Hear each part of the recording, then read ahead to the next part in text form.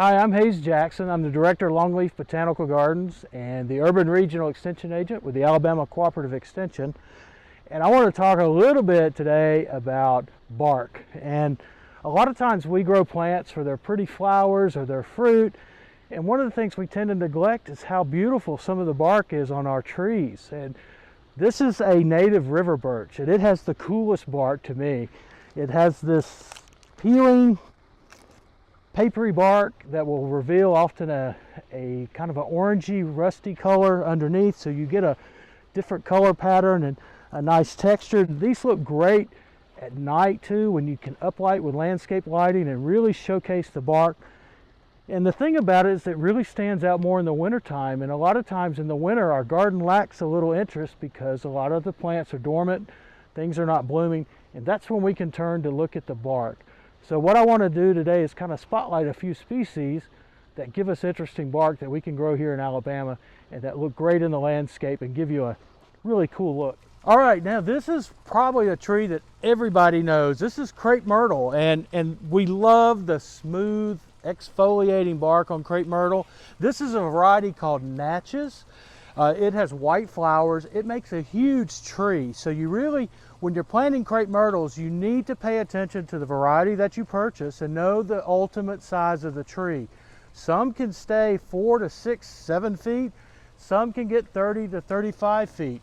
This majestic specimen was probably planted in the mid-1980s. I'm here on the grounds of the Anniston Museum of Natural History. And it is massive. It attracts a lot of attention. In fact, when I bring my plant friends by, they're always drawn to this one because of the size, and look at the color of that smooth bark.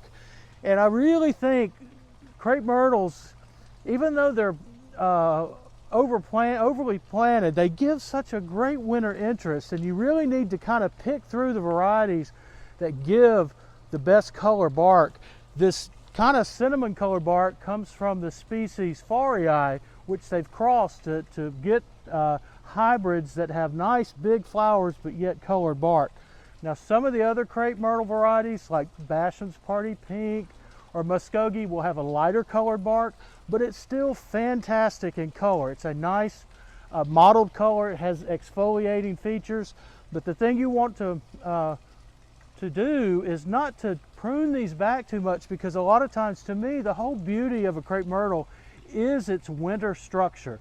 You have these wonderful muscle-like trunks, and you have a nice canopy of branches that give it a good winter interest, and those craggy branches, to me, with those seed pods, make a nice element in the winter garden. So crepe myrtles. One thing I do want to mention, though, there is a new pest called crepe myrtle bark scale that's working its way from Texas into Alabama. We've got it in a few cities like Mobile and Huntsville. Crepe myrtles are generally a plant that we don't have to do a lot with as far as issues of pests and diseases. Sometimes they get powdery mildew, but this may change that. So stay tuned as we see that insect make its way into our landscapes, and we may have to do some chemical control, and we'll see how we can maybe find varieties that are less acceptable to the bark. But again, I just love this bark. It's such a great tree in the landscape. It's summer flowers, but this winter bark is amazing. Now here we have the Bihu Japanese maple. Now earlier we talked about the exfoliating bark of the river birch, and we just saw that smooth bark of the crepe myrtle. Now we've got a nice colored bark. And this is a variety of Japanese maple that has this yellow bark that really stands out in the winter. Now a lot of times we think of Japanese maples as a foliage plant or a fall color plant, but this one is really geared for winter interest. So we have that bright yellow bark, and we have the kind of, some of the new growth has a little tinge of orange. So I think this makes a great, and this would really show up in a snow. If we had one of those rare Alabama snowfalls, this thing would stick out like a sore thumb. But utilize those different barks, and there's several different varieties of Japanese maples that have colored bark, like coral bark, and then the yellow with Bihu.